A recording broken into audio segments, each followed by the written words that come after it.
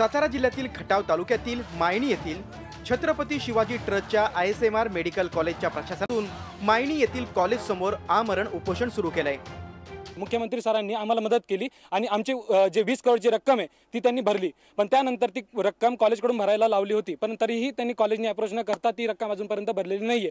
तर आमची मागणी एवढीच आहे की आम्हाला लवकरात लवकर न्याय द्या, कारण आमचं शैक्षणिक 3 वर्ष वाया गेलेले आणि हा आमचा 4था वर्ष है, तरी यांचे आणखी डोळे उघडत नाहीये। एग्जाम के कुछ दिन पहले हमें बताया गया कि हम एग्जाम नहीं दे सकते। क्यों नहीं दे सकते हम एग्जाम? क्योंकि इनकी गलती की वजह से हमें सहन करना पड़ रहा है सब। प्रवेश नियंत्रण समितीने हे रिमार्क दिलेला आहे की ही जे काही प्रवेश प्रक्रिया ह्या कॉलेजने केलेली आहे त्याच्यामध्ये फक्त ह्या प्रशासनाने ह्या सर्व पालकांना आणि विद्यार्थ्यांना अंधारात ठेवून ही प्रवेश प्रक्रिया केलेली आहे आणि त्याचं जे हे आहे भोगतात ही आमची मुलं भोगतायत। दरम्यान मेडिकल कॉलेजने शासनाकडे 20 कोटींचा दंड भरण्यासाठी 6 महिन्याचा कालावधी मागितलाय।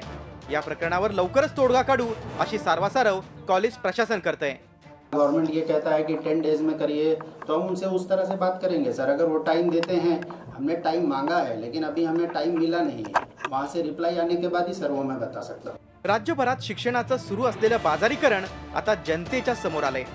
मात्र मेडिकलच्या ऍडमिशनसाठी खोट्या भूलतापा देऊन फसवणूक करणाऱ्यांचं बिंग फुटलंय। देशभरातून डॉक्टर होण्याचं स्वप्न घेऊन आलेल्या विद्यार्थ्यांना शिक्षण सम्राटांच्या दारात बसून उपोषण करण्याची वेळ आली आहे आणि हेच मोठं दुर्दैव आहे। आता तरी सरकारला जाग येणार का, हाच खरा प्रश्न आहे। विकास भोसले, झी मीडिया, सातारा। झी 24 तास रहा एक पाऊल पुढे।